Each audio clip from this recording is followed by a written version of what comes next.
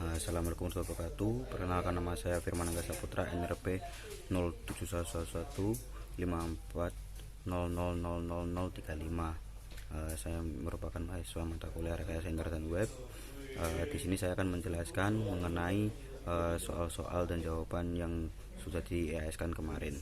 Jadi yang pertama itu nomor 1 itu penjelasan tentang 7 OSI layer dan contohnya.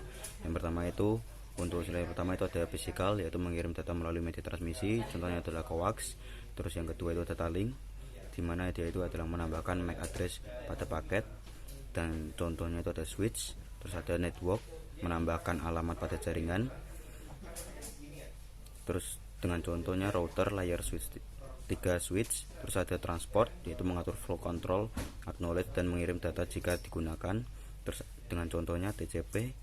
Terus ada session, yaitu membentuk koneksi kemudian memutuskan ketika seluruh data telah terkirim, contohnya itu ada NetBIOS. Terus ada presentation, yaitu memformat data sehingga dapat dikenali oleh penerima, contohnya itu ada GIF, JPG, HTTPS, SSL, dan TLS. Terus ada application, yaitu menunjang data aplikasi untuk berkomunikasi melalui jaringan, contohnya itu SMTP, Telnet, HTTP, dan NFS. Terus berikutnya itu adalah nomor port untuk semua protokol yang ada di layer 7. Yang pertama itu DHCP dengan portnya 167, DNS itu 53, HTTP 580, FTP 21, IMAP 4 143, NNTP 119, POP 3 110, SMTP 465, SNMP 161, SSH 22. Terus ada Telnet 23, NTP 123. Terus berikutnya itu adalah OSI layer model reference. Yang pertama itu physical layer, yaitu berfungsi untuk mendefinisikan media transmisi jaringan, metode pensinyalan, sinkronasi bit, arsitektur jaringan, topologi jaringan, dan pengkabelan. Terus untuk yang berikutnya itu ada data link layer, yaitu berfungsi untuk menentukan bagaimana bit-bit data dikelompokkan menjadi format yang disebut sebagai frame. Terus ketiga itu ada network layer, yaitu berfungsi untuk mendefinisikan alamat-alamat IP, membuat header untuk paket-paket yang kemudian melakukan routing switch melalui internet networking. Terus ada transport layer, yaitu berfungsi untuk memecah data ke dalam paket-paket data serta memberikan nomor urut ke paket-paket tersebut sehingga dapat disusun kembali pada sisi tujuan setelah diterima. Terus ada session layer, yaitu berfungsi untuk mendefinisikan bagaimana koneksi dapat dibuat, dipelihara, atau dihancurkan. Terus ada presentation layer, yaitu berfungsi untuk mentranslasikan data yang hendak ditransmisikan oleh aplikasi ke dalam format yang dapat ditransmisikan melalui jaringan. Terus ada application layer, yaitu berfungsi untuk sebagai antarmuka dengan aplikasi dengan fungsionalitas jaringan, mengatur bagaimana aplikasi dapat mengakses jaringan dan kemudian membuat pesan-pesan kesalahan. Terus berikutnya itu nomor 4, yaitu tentang security level.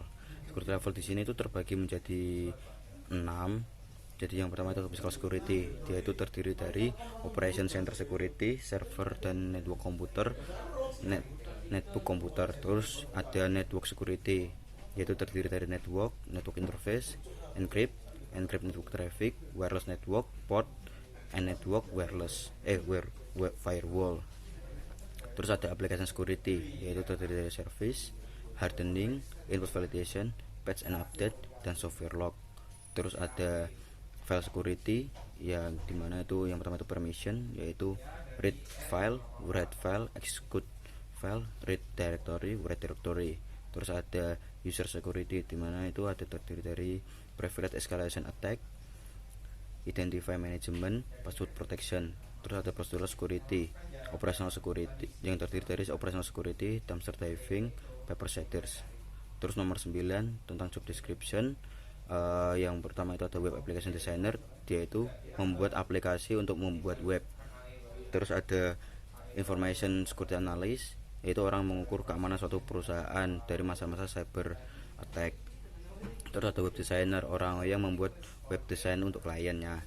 Terus ada software engineer, yaitu orang-orang membuat solusi, mempelajari informasi yang dibutuhkan untuk suatu perusahaan dengan cara membuat sistem dan software. Terus ada network engineer, yaitu orang-orang yang membuat jaringan untuk keperluan klien. Terus ada programmer, adalah orang yang mengcoding, bisa software engineer, bisa web designer. Terus ada database administrator, adalah orang yang bertanggung jawab atas performa, integritas, dan keamanan suatu database. Terus ada sistem administrator, adalah orang yang mengurusi install, mengupgrade, dan mengawasi software dan hardware perusahaan. Terus nomor 10, informasi yang dapat diambil dari gambar CMD itu pada gambar itu udah ada uji coba perintah ping di CMD. Ping tersebut sebenarnya itu merupakan akronim dari paket internet gopher, yakni sebuah perangkat Windows yang biasa digunakan untuk mengecek koneksi di sebuah komputer yang saling terhubung satu sama lain. Terus ada uji coba pertama itu melakukan koneksi di lapakdani.com dengan alamat IP 103.106.72.76. Data dikirim itu sebesar 32 byte. Tidak ada loss dalam pengiriman tersebut dan waktu rata-ratanya itu sekitar 40 ms. Terus ada uji coba kedua itu dilakukan pada koneksi jurnal.unusa.ac.id itu dengan alamat IP 103.106.72.14. Paket ini juga dikirim sebesar 32 byte, terkirim dalam waktu 39 ms. Tidak ada loss sama sekali. Terus nomor 13 adalah perbedaan antara on-premises, colocation, hosting, IaaS, PaaS, dan SaaS. Yang pertama itu adalah on-premise data center, yaitu adalah infrastruktur data private yang klasik yang digunakan oleh perusahaan untuk menyimpan data-data dan server-server di satu gedung yang mereka buat.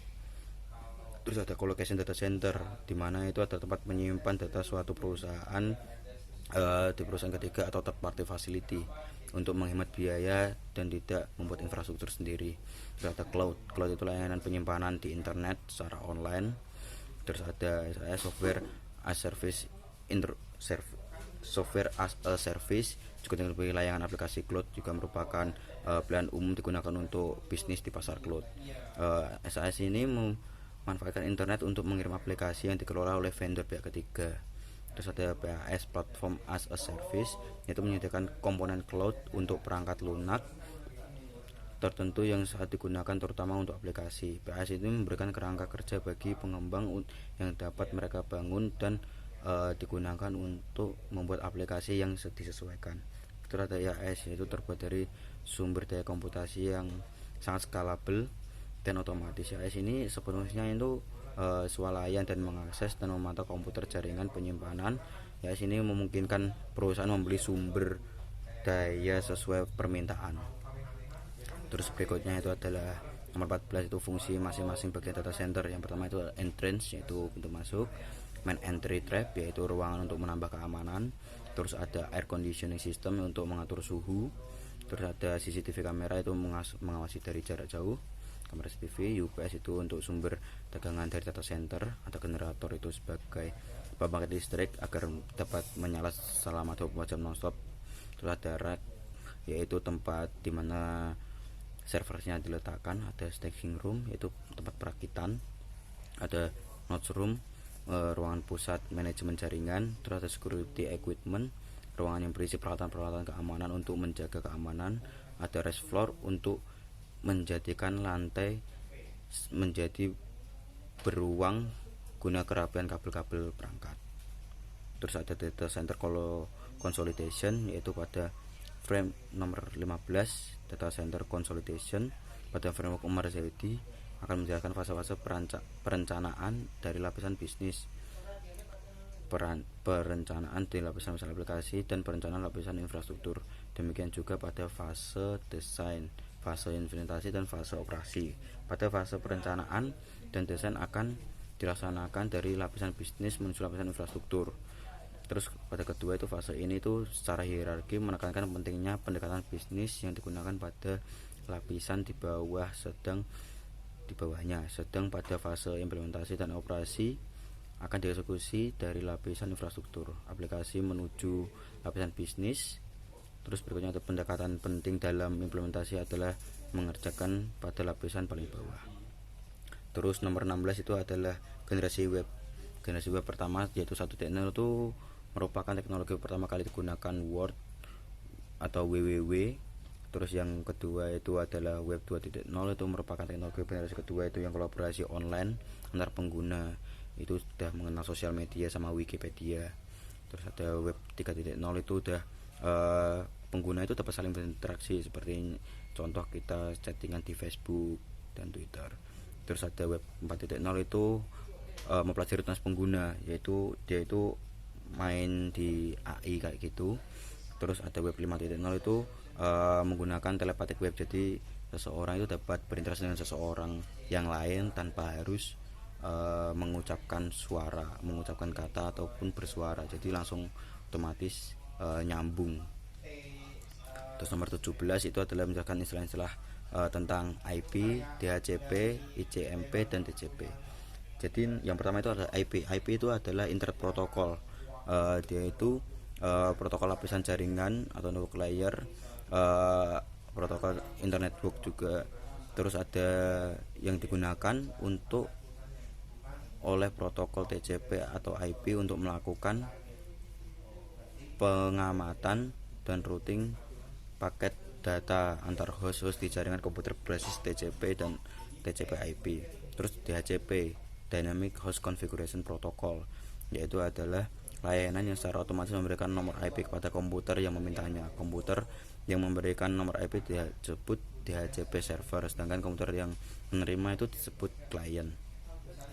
Terus ICMP, Internet Protocol Message Protocol, yaitu Internet Control Message Protocol, yaitu protokol yang digunakan untuk membantu error handling dan prosedur pengaturan. Protokol ini bekerja pada network layer dan berurusan dengan layar koneksi. Tugas ICMP itu adalah menyediakan pengendalian error dan pengendalian arus pada network layer. Terus TCP, yaitu Transmission Control Protocol, yaitu suatu protokol yang berada di lapisan transport, itu berorientasi pada sambungan komputer-komputer yang terhubung dengan internet itu berkomunikasi menggunakan protokol ini karena menggunakan bahasa yang sama, yaitu protokol TCP/IP. Terus nomor 18, tuliskan pemahaman tentang tabel standar wireless. Jadi untuk tabel standar wireless itu masing-masing dipaparkan bahwa setiap jenis wireless itu memiliki kelebihan dan kelemahan masing-masing.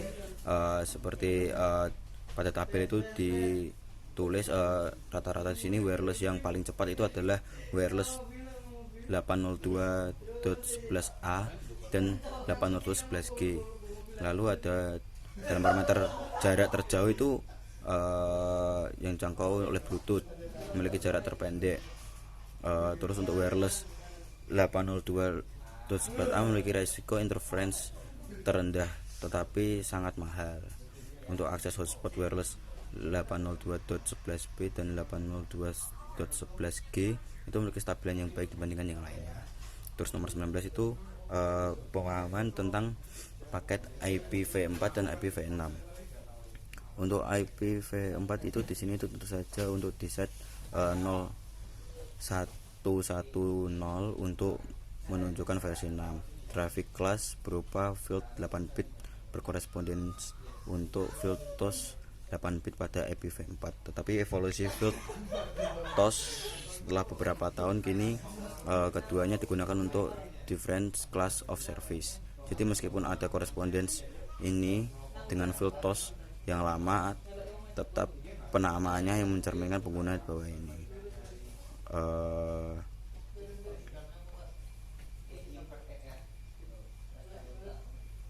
Terus untuk label flow label adalah field yang unik dan ini dimiliki oleh IPv6. Tujuan field dari 20 bit ini adalah untuk memungkinkan pelabelan pada aliran trafik tertentu, yaitu paket-paket yang tidak hanya dihasilkan oleh source yang sama dan menuju ke tujuan yang sama, tetapi paket-paket yang berasosiasi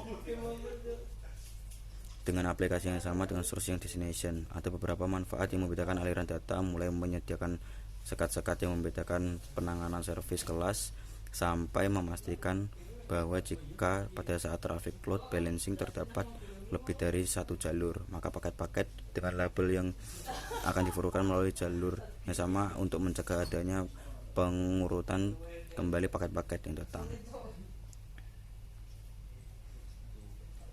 Terus berikutnya adalah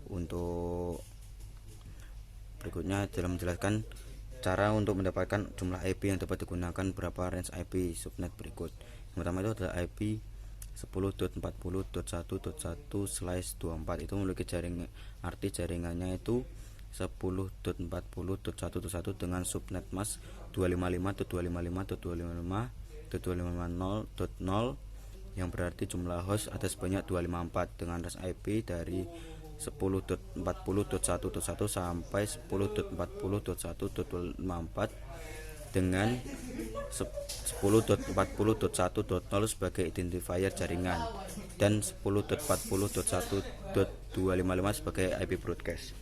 Terus berikutnya itu adalah 10.250.1.1/30 memiliki arti jaringan itu 10.250.1.1 sebagai subnet mask dengan subnet mask 255.255.255.252 yang berarti jumlah host ada sebanyak 2 dengan range 10.250.1.1 sampai 10.250.1.2 dengan 10.250.1.0 sebagai identifier jaringan dan 10.250.1.3 sebagai IP broadcast. Terus nomor 25 adalah komen-komen yang digunakan, itu adalah ping komen, digunakan untuk jika kita menginginkan untuk mengetahui kondisi ping koneksi internet dan IP address. Terus ada threshold adalah perintah yang dapat digunakan untuk menunjukkan jalur yang diambil paket informasi dari komputer Anda ke yang Anda tentukan. Terus ada netstat, digunakan untuk mengetahui jumlah traffic. Terus ada tick comment, itu untuk memverifikasi dan troubleshooting masalah-masalah di NS. Ada NS lookup comment, itu digunakan untuk mengetahui kondisi DNS yang bukan lokal. Ada route comment, digunakan untuk mendefinisikan rute-rute pada komputer-komputer yang saling terkoneksi. Ada host comment untuk mengetahui siapa atau apa yang menghost nanti, yang akan menampilkan nama host physical address. Terus berikutnya itu adalah nomor 25, yaitu menjelaskan web tools cPanel. Yang pertama itu adalah file manager, digunakan untuk mengatur file. Ada image, pengaturan pengolahan gambar melalui cPanel. Directory privacy, untuk menjaga keamanan sebuah folder. Terus ada disk usage, tempat yang paling tepat untuk monitor memori disk. Terus ada web disk, yaitu untuk tempat pengaturan dan monitoring file yang ditempatkan pada server online. FTP account, menambahkan atau mengurangi akun FTP. Terus ada FTP connection, tempat melihat akun FTP yang sedang aktif mengakses cPanel. Ada backup, membuat cadangan data agar bisa digunakan ketika di kemudian hari. Terus ada backup wizard, di mana Anda dapat melakukan backup ataupun mengembalikan file-file website yang dengan cepat dan mudah dilakukan. Terus berikutnya adalah softwarenya, itu ada PHP per package, yaitu per ini adalah kumpulan fungsi memungkinkan untuk melakukan eksekusi perintah dalam bentuk PHP. Terus ada per modul yang berisikan kumpulan fungsi memungkinkan untuk melakukan tugas di per. Terus ada set software, jika ingin melakukan instalasi terhadap sebuah aplikasi khusus maka dapat langsung menghubungi tim support Jogja Host. Terus ada optimize website, yaitu dia itu dapat mengoptimalkan kinerja website dengan mengubah cara Apache menangani permintaan. Ada multi PHP manager, digunakan untuk mengatur PHP dalam website. Ada multi PHP INI editor, yaitu fitur ini melakukan perubahan terhadap file-file seperti user.ini dan php.ini. Terus ada Softaculous Apps Installer, yaitu platform yang menyediakan berbagai software untuk mendukung kinerja website. Terus ada Select PHP Version, digunakan untuk memilih versi PHP untuk website. Terus berikutnya itu ada domain di sini. Itu ada yang pertama itu adalah set publisher. Anda dapat menggunakan fitur ini untuk membuat website dengan cepat dari tema website yang sudah tersedia. Terus ada domains. Di fitur ini gunakan untuk mengatur domain, dapat membuat domain utama, mengarahkan domain, dan membuat domain email. Terus ada add-on domain, yaitu domain tambahan yang dapat disimpan sistem sebagai subdomain. Terus ada subdomain, di sini itu membuat subdomain dari website yang sudah dibuat tadi. Subdomain sendiri itu adalah sebuah subbagian dari website yang dapat eksis sebagai website baru tanpa nama domain baru. Terus ada aliases, yaitu fitur dari si panel mungkin untuk membuat domain dari yang lain. Terus redirect, yaitu memungkinkan untuk mengirim pengunjung suatu domain ke sebuah halaman website ke domain tertentu. Terus ada zone editor, itu dapat mengedit file zona dengan fitur zone editor. Terus ada advance ini memiliki 7 bagian, yaitu yang pertama itu ada cron job, yaitu memungkinkan untuk menjalankan perintah tertentu pada periode waktu tertentu secara otomatis. Terus ada track DNS, digunakan untuk mengetahui DNS pada domain. Terus ada indexes, yaitu memungkinkan untuk menyesuaikan cara direktori akan dilihat di website. Terus kita dapat memilih secara default tidak ada indeks atau 2 jenis pengindeksan. Terus ada error page, di sini itu menginformasikan kepada pengunjung jika ada masalah mengakses website yang sudah dibuat tadi. Terus ada Apache handler, yaitu digunakan untuk mengontrol bagaimana perangkat lunak server website Apache mengelola file tertentu di website yang sudah dibuat. Terus ada meme type, yaitu memberitahu browser cara menangani ekstensi tertentu. Terus ada virus scanner, digunakan untuk melakukan scanning website. Kegiatan ini bertujuan untuk menjaga website sudah bersih dari artinya virus. Jadi sekian penjelasan dari saya. Terima kasih. Wassalamualaikum warahmatullahi wabarakatuh.